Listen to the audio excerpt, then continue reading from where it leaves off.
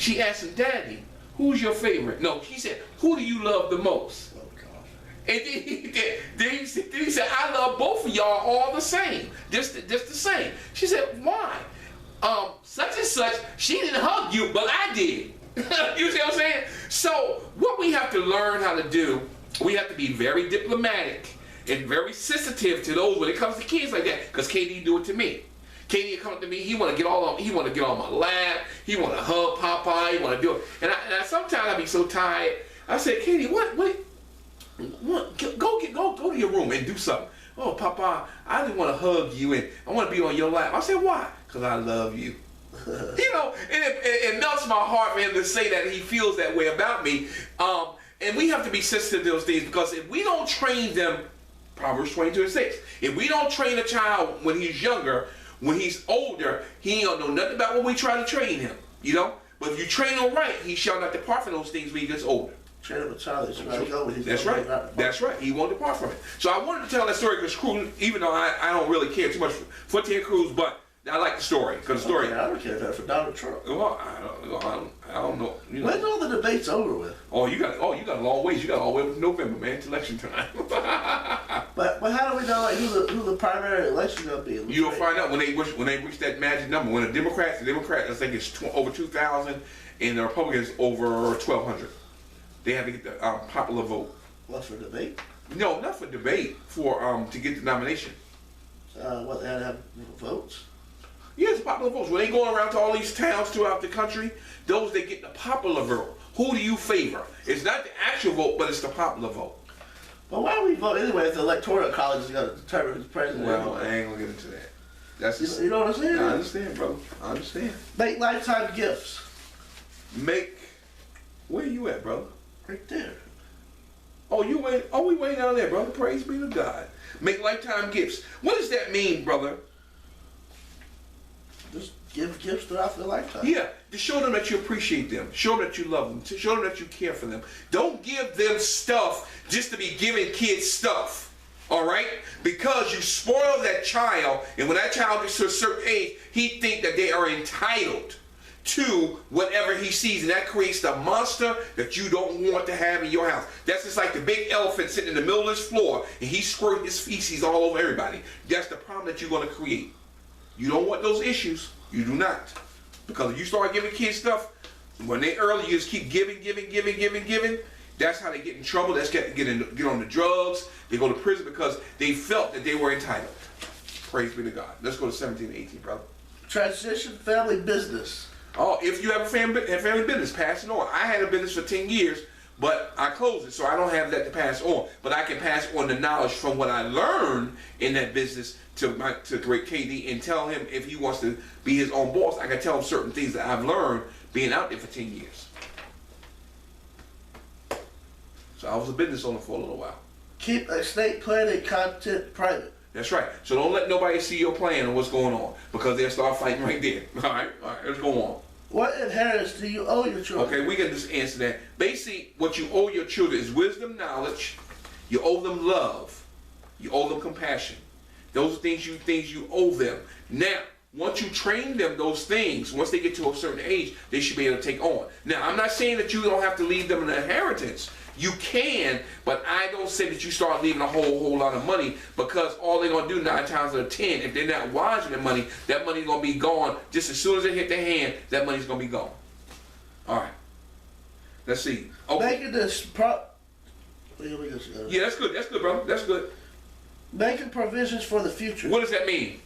What does provision mean, Brother Josh? It's the vision you have before it happens, right? Provision, not vision. Provision. Provision means providing food, clothing, shelter. So what that means is you're going to provide a future for your family. That the two important things that you as a man, I'm talking to you men, the two most important things that you should have as a man if you have a family is what, Josh? Do you think you know what this is? I'm going to tell you if you don't know. What was the question? What are the two most important things that you should have in place for your family? A will? Well, you can have a will if you want to. That's fine if you want to do that. But one, you need to have some life insurance. Life insurance. because you don't want them to suffer paying bills and credit cards and all that stuff when you leave. That's a no-no, because you're not protecting. That's where protection comes in. The second one is health insurance, because health insurance, any major illness excuse me, or sickness can wipe a family out. One accident, one heart attack, or one procedure in the hospital can wipe you out for a lifetime. Why is surgery so expensive? Because they're going. This how it is, unfortunately. And because the hospitals got to get their cut. The doctors got to get their cut. That's why it is. So the two important things: if you don't do anything else in life, men, get you a life insurance policy and get you a health insurance policy. I have a life insurance policy. I'm gonna tell you, I went a long time without having life insurance in my life because I thought, man, I can't afford it. You know, my wife told me it may be about 10 years ago. She said, you can't afford not to have none. And she's right. So whose responsibility is it to take care of yourself? You. So I got $250,000 on my life. If something happened to me, I'm getting ready to get some more. $250,000. That's what I got. So if anything happened, I'm covered. You gonna pass that down to me? So listen, man. Life insurance, health insurance. What's the next one, brother? A vanity and a big calamity. What does that mean, brother? What read? I have no idea. Okay, just read briefly King Solomon and briefly, and then we're gonna go on. We got about 10 minutes. King Solomon of ancient Israel had a word of caution regarding inheritance. All right. He wrote, I hated all my work, my hard work in which I was working hard under the sun. Yeah. That I will leave behind for the man who will come to be after me. Uh-huh. And who is there knowing whether he will provide to be wise or foolish? Yes. Yes. Yet he will take control over all my hard work at which I worked hard and at which I showed wisdom under the sun. Okay, stop right there. Basically what Solomon says, you gonna work your lifetime. Somebody else gonna come in there and spend it and enjoy it, and they didn't respect it. They didn't respect it. Nope. So it's calamity. They gonna use that because, like I said, people don't care what you got. They want to know how much it's worth. Exactly. So they can go sell it. They ain't gonna. If I take that car right now and give it to Katie, you think he'd appreciate it? No. No, he won't. But he said, Papa, when I get home, I'm gonna have a car like yours. It's okay, son. When you die, you're gonna put that wheel right and give me the car. Probably. I'm gonna keep the car. I'm gonna keep it together and keep it in shape. I'm gonna keep it up. So. That's what I'm saying. When you die, you gotta give me the car, right? Give who? Give me the Toyota. I don't know if you're gonna be around. We may not. So basically, don't worry. I'll come to Oxford and pick it up. You come out. Okay, I hear you. All right, let's go to the next one. Couple months, brother Josh. Okay, brother. There you go, brother. Thank you. Okay. We got about 10 minutes, brother, and we're gonna close this out. Close it out. Close it Inheritance and greed. We ain't even gotta go there. What is greed? Wanted too much of everything. That's right. One of the 7 deadly sins. If you leave too much behind, people go. That's right. People are going to fight. All right, so don't even go there. Wisdom along with inheritance. What did I just say earlier? Leave some knowledge behind. Teach that young child. Give some knowledge to your wife or your children, or if you don't have no children, plant the knowledge and wisdom in somebody else. That's an inheritance. A lasting inheritance. And what does that mean? What does that mean to you? A lasting inheritance. It'll last the day before I die. That's right. Whatever, like this stuff I'm teaching you here at MSF, this should last you a lifetime. That's an inheritance. I may not have given you physical money, but look what I've given you. I've given you knowledge and wisdom to carry you through the rest of your life. Wow, that's huge. The relation of the man of wisdom to God. All right. What does that mean? The relation of the man of wisdom to God. You want me to read that? You can read it. You can read a little bit of that, brother. And then we're going to finish this out.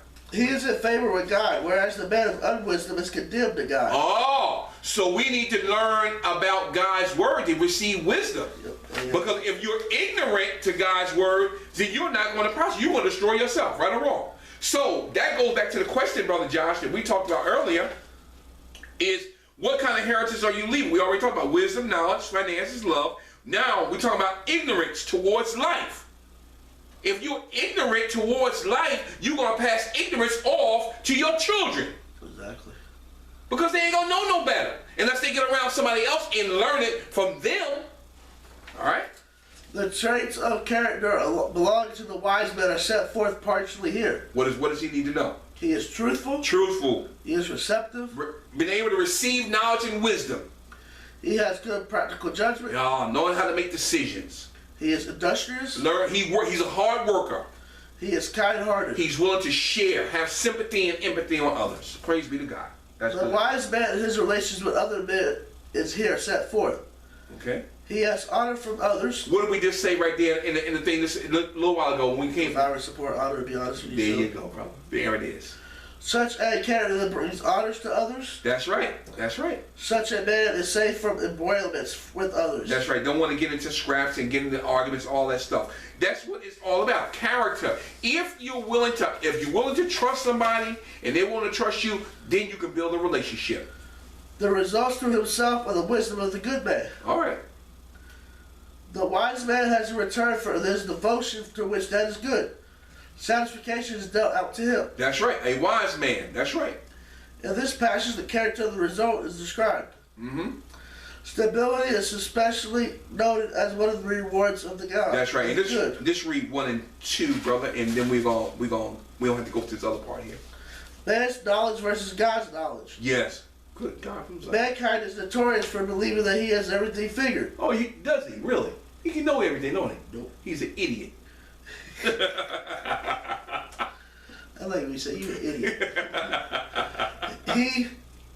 He believes and has believed through the centuries that his knowledge is sufficient to give him everything he needs to know and to lack nothing. Yes. Because of these beliefs, many men have gone through the life believing there is no need for God. Yes. Ignorant. They believe they have the ability to work things out for themselves.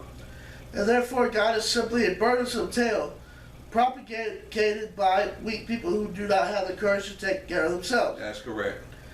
However, when one truly considers the contrast between man's knowledge and the knowledge of God, he quickly comes to recognize That's right. how lacking he truly is. That's right. That's right. For man's knowledge pales in comparison to the wondrous glory of the knowledge of the Creator. Yes. Consider a couple of examples of the differences between man's knowledge and God's knowledge. All right. Stop right there. All right. Basically what that was saying, Brother Josh was saying was basically that we are not smarter than God. We think we are, but we're truly idiots because you don't understand that whatever you have, God has already given it to you. It's His anyway. It's not yours. It belongs to Him. So whatever knowledge you have, He allowed you to get it. All right. So let's not get overboard. Let's go through a few of these, Brother Johnson. Let's finish this out. What fathers should teach their sons and what fathers should give their daughters. And that's going to be it, brother.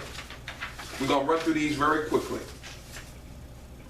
Something we can give our lives to, a cause or mission. Okay, so a cause or a mission. You should be, as a man, be living your life for a purpose that your children will be proud to follow behind your footsteps. You should have a reason to be living. And if you instill these things into your children by the way you live, you ain't got to always run your mouth. Your actions speak louder than your words. All right? Someone to share it with? Yes, teach them to learn how to love themselves, and through that they can love others. But you as the father, you have to instill that love into that child while he's very young or while she's very young. Because if you do not, they're going to be looking for love in all the wrong places, and it's going to lead us into a bad place. A system that explains why life is so difficult. Okay, all right. That's really based on something explains. A system explains why is life so difficult. Why? Because we as human beings think we know everything, and we make our own decisions, and that's when we mess up. Show your sons how to treat a woman. Yes, very, very, very important. Sit down with them and show them. If you don't know how, get on YouTube. Look at some of our videos dealing with relationships. We'll teach you. Show your son, invest time in your son. And take some time with them. Very special. That's right. Father the heart. And what does that mean, brother, briefly? Father the heart. Building godly character into our sons. That's right. Character into our sons and daughters. You have to show them what it is to be a man and a father. So when they get older, the son may say, I want to be just like my dad. And then the girl will say, I want to marry a man just like my father. That's what you live in. That's the inheritance that you want to leave behind. Habits that make a difference. Yes. Don't be drinking and smoking and whore hopping and humping like a dog and all this stuff like that. Come on now, G. Because what they see you doing, they're going to want to do. Say it again. What? They're idiots. They're idiots. All right, what does it say about fathers? Fathers about their daughters. She is very special. Treat that young girl like a princess and queen that she is. All right? Because if you treat her that way, she is not going to let another man come into her life and treat her less than how you treated her like a father. She will not tolerate it. But if there was never a father around, then she's going to take any piece of John, Harry, Sula, Kuna, whoever it is, and treat him like garbage. And then have 5 or 6 babies. You wonder why she got all these kids. Why? Because she never had no love in her life from her father. She deserves the best in this life. She does. Because women are God's gift to man. And you got to treat her that way. All right? Because without the woman, now I'm gonna say this, Brother Giles, we can't. I shouldn't say it, but I'm gonna say it because it's true. We can't live without women, and we can't live with them, but we sure do love having you around. Praise be to God. All right, and treat them special while they're around. Right? We might as well be honest. But She is strong enough. the only way a woman's going to become strong, or the young girl's going to become strong, is by you teaching her strength. By being there for her, building her character out. Because you know why women don't feel strong sometimes. Because it's their image. Yep. It's their image that brings them down. If they don't look a certain way, if they don't have a certain type of bust size, or their butt is not big enough, or whatever, then they feel like they're inferior. All right? She should speak her mind freely. Yes. What that means is she has to be, if you teach her how to speak her mind, not in a degrading way, but willing to express her feelings. And this is something that we need to teach our boys. Yep. Speak freely. Don't hold it in, because it's going to hurt you in the long run. She should be self-disciplined. Yes, teach her how to be self-disciplined. And what that means is keep your legs closed, girls. Keep your legs closed, because they ain't going to get you nothing but trouble. Discipline yourself. Set some standards. All right? Set a standard. If that man can't come up to those standards, then leave him alone. He ain't worth your time. She should stand her ground. Stand your ground. Then it goes back to standards again. Self-sufficiency. Be able to go out there and work. Now, I'm not saying take the man's place, women, but be able to go out there. If you need to make a living, okay, go out. If you go into high school, you go to college, you want to get a job, you want to set a career, that's fine and well. But let the man be the man, please. That's why men are not men like they used to be, because women have got so many opportunities in the world that the man don't feel like he's a man anymore.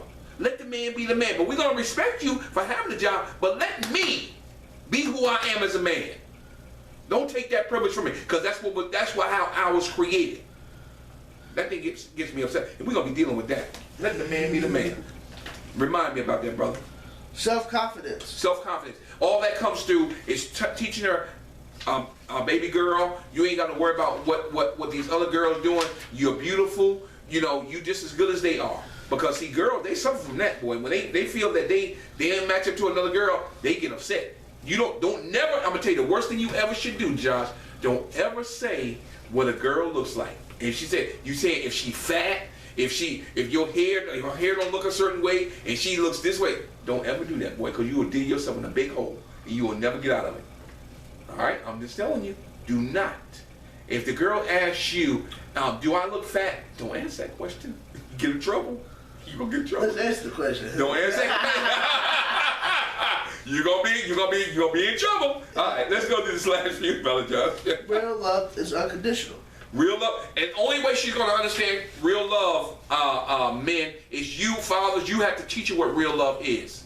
All right, you have to show her. Nobody else can show her. The mother can't even show her. You as the man has to demonstrate what true love is, so when she gets older, she'll understand that, so when a man approaches her, she'll know what love is, and she don't have to bow down, and she don't have to sacrifice herself to those things.